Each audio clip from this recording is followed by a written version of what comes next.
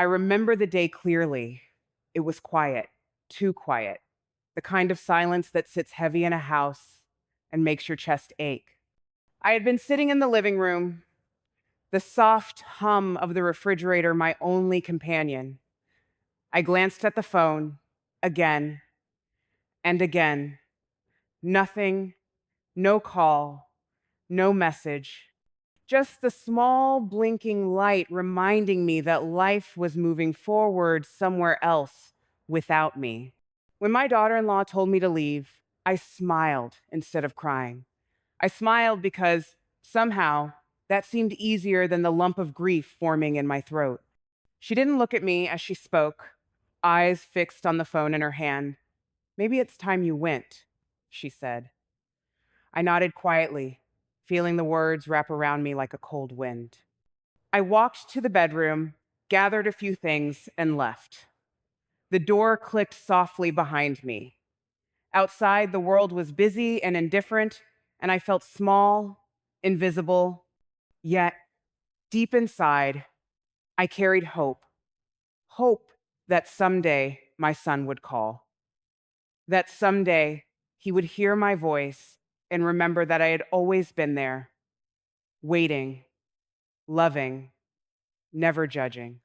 Even now, I can still see the empty hallway, the soft echo of my footsteps. I wonder if he remembers that day, the day I left without a fight, without a single harsh word.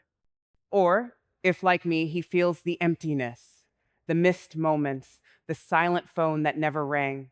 I was never the kind of mother who demanded attention. I wasn't loud or overbearing. I preferred quiet mornings, a cup of tea, and the soft sound of birds outside my window. My son Daniel had always been the center of my world. From the moment I held him in my arms, I knew my heart would never belong entirely to anyone else. He was a lively boy, curious and kind, always asking questions, always wanting to know why the sky was blue or why the rain felt cold on your skin. I would sit by him for hours, telling stories, answering questions, sometimes even making up silly songs just to see him laugh. He had a smile that could melt the hardest day, and he carried it into every corner of our small home. Daniel's father had passed when he was very young. It had been a sudden illness, and I had been left to navigate the world alone with my little boy. I worked hard, long hours, but never let him feel the weight of worry. We were poor, yes, but we were rich in love. Our little apartment smelled of homemade bread, and we had evenings filled with stories, laughter, and dreams of a brighter tomorrow. When Daniel grew older, he became thoughtful and protective. I noticed the way he watched the world, how he paused before speaking, measuring his words with care. That sensitivity I feared sometimes would make life harder for him. And yet, it made him special. High school brought the usual challenges, friends, heartbreak, and the awkward dance of growing up. But through it all, he came home to me. I listened to every problem, wiped every tear, and shared in every triumph. He never had to hide anything from me. We were a team. Then came Sarah. The first time he brought her home, I remember feeling a flutter of hope. She was beautiful, polite, and seemed genuinely fond of Daniel. I wanted to like her, truly. I wanted my son to be happy. But even on that first visit, I noticed little things, the way she would glance at me, almost weighing my presence, as if calculating how much space I deserved. I dismissed it at first. Maybe I was being overprotective. Maybe it was normal for a young woman to feel cautious around her boyfriend's mother. In those early days, life felt ordinary. Simple dinners, laughter spilling from the kitchen, the warmth of family. I could still feel the echoes of those quiet mornings with my son, the little rituals that made life feel safe. I never imagined that the world could change so quietly, so insidiously, until it did. It started with small things, small omissions that didn't feel like much at first. She would answer the phone in another room, leaving me waiting. Invitations would arrive late, sometimes not at all. Conversations with Daniel became shorter, clipped. I tried not to notice, telling myself that young couples often set boundaries. that I was just being an anxious mother. But then the whispers began. Comments made casually in front of me, hints of disapproval, judgments about my house, my cooking, the way I lived my life. "It's so old-fashioned here," she said once, stirring her coffee as if I weren't even in the room.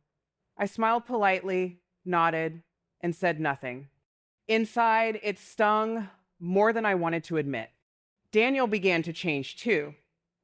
Not suddenly, not in ways that were easy to point to, just subtle shifts, less time at home, more avoidance of certain topics, a hesitation in his voice.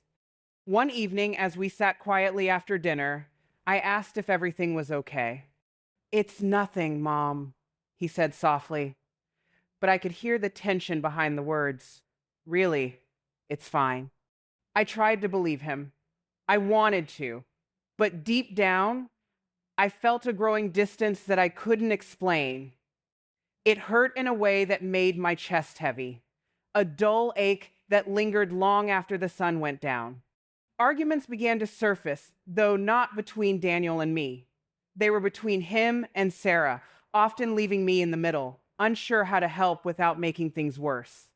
I would watch silently as they clashed over small decisions, furniture, family dinners, even which way to hang a picture. And each time, Daniel looked at me with that conflicted expression, torn between his love for me and his desire to keep the peace with his wife. One afternoon, I noticed a change in his tone when we spoke. He sounded distant, almost rehearsed, as if he were measuring every word before it left his lips. "Mom, I need some space," he said quietly but firmly. My heart sank. I nodded, hiding the tremor in my hands. Space. That word felt like a wall rising between us. Then came the invitations I wasn't receiving, the holidays spent in separate rooms, the quiet avoidance that filled our home like a shadow. I tried to be patient, telling myself that time would heal the tension. I reminded myself that families go through rough patches, that love often survives silence.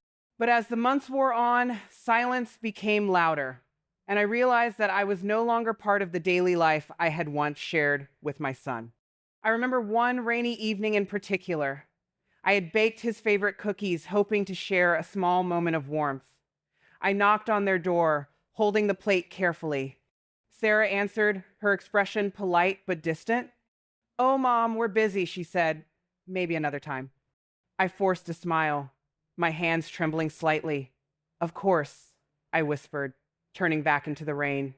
Each drop felt like a small ache, a reminder that the world I had known was shifting beyond my reach. And yet, I waited.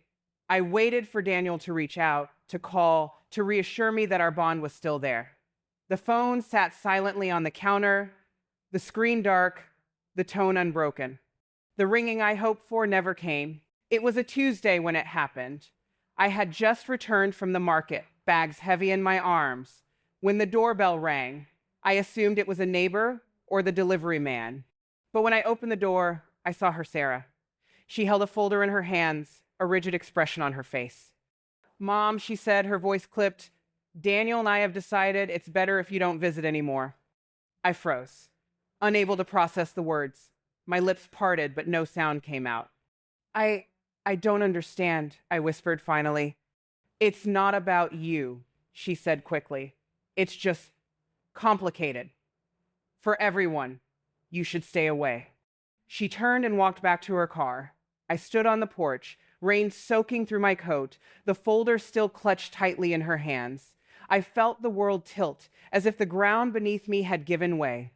I wanted to scream, to beg, to reach out to Daniel, but I couldn't. He wasn't there. That night, I sat in my darkened living room, staring at the phone. Each passing hour was heavier than the last. I tried calling him, leaving messages that went unanswered. I imagined him sitting on the couch, the phone in his hand, but unwilling to press the green button. My heart ached in ways I hadn't known possible. Days turned into weeks. I learned to live with the silence, but I could never fully accept it. Every time the phone rang, my heart leapt, only to sink when it was another telemarketer, another wrong number. I began to write letters, pouring out everything I felt, the love, the hurt, the longing, and leaving them at his door. But they were never opened, never acknowledged. I tried to understand. I tried to reason. Perhaps he was under her influence. Perhaps he was afraid of conflict.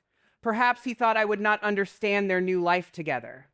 I told myself these things, repeating them like a mantra, but they did little to ease the sharp sting of exclusion. I began to reflect on every moment, every conversation I had had with him in recent years. Could I have done something differently? Could I have prevented this distance? I went over it again and again, the memory of his smile at our kitchen table haunting me. I realized how fragile relationships could be, how easily love could be overshadowed by misunderstanding and fear. One night, as I held a letter I had written for the 100th time, I felt something shift inside me. Not acceptance, not yet, but a quiet determination. I realized that my love for Daniel did not depend on his acknowledgement. It did not require a phone call or a visit. My love was mine, constant and unwavering, and I would carry it quietly, without expectation. Months passed, and life continued in its slow, relentless way. I focused on myself, small routines, quiet walks, reading the books I had postponed for years. I began volunteering at a local shelter, finding solace in helping others. In these small acts, I discovered a new sense of purpose, a quiet strength I had not realized I possessed. The pain of my son's absence never disappeared entirely, but it became more manageable, softened by daily life and small joys. I began to write a journal, pouring my feelings onto paper in long, slow sentences. Each word was a balm, each page a small release. And then, one afternoon, a letter arrived. Not from him, not yet, but from someone who understood, a neighbor who had observed my quiet presence and my care for the community. She wrote of gratitude, of admiration, of noticing the love I had poured into my family and my life. I read it again and again, tears flowing freely, because it reminded me that love does not always require recognition. Sometimes it exists simply because it is given. I realized that I could forgive without reconciliation. I could release the hurt without erasing it. I could love from a distance without diminishing the love I had carried for decades. This was not surrender. It was strength. Then came a quiet evening, not marked by any special occasion, when Daniel appeared at my door. He was hesitant, unsure. I could see the conflict in his eyes, the weight he carried. He did not speak at first. We simply sat together, letting the silence speak for us.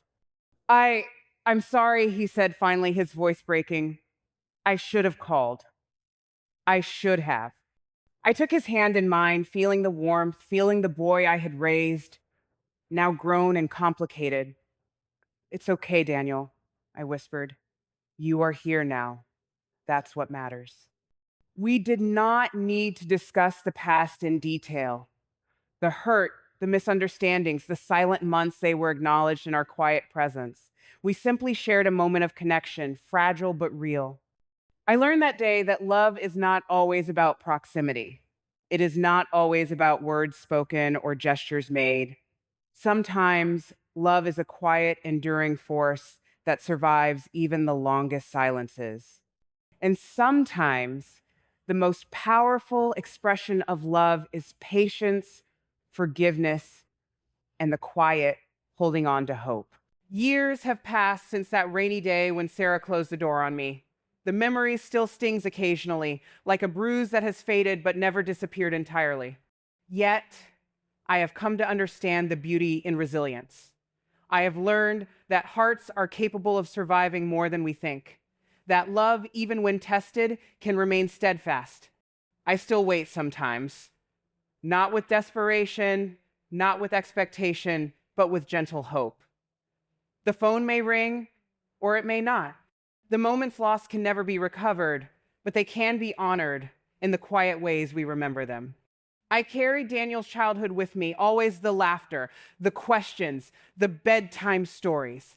And I carry my own growth, the strength that came from absence, the compassion that deepened through patience, the understanding that forgiveness is a gift I give myself as much as to anyone else. Sometimes I sit by the window, the soft hum of life around me, and imagine what it will be like when love finds its way back, fully and freely.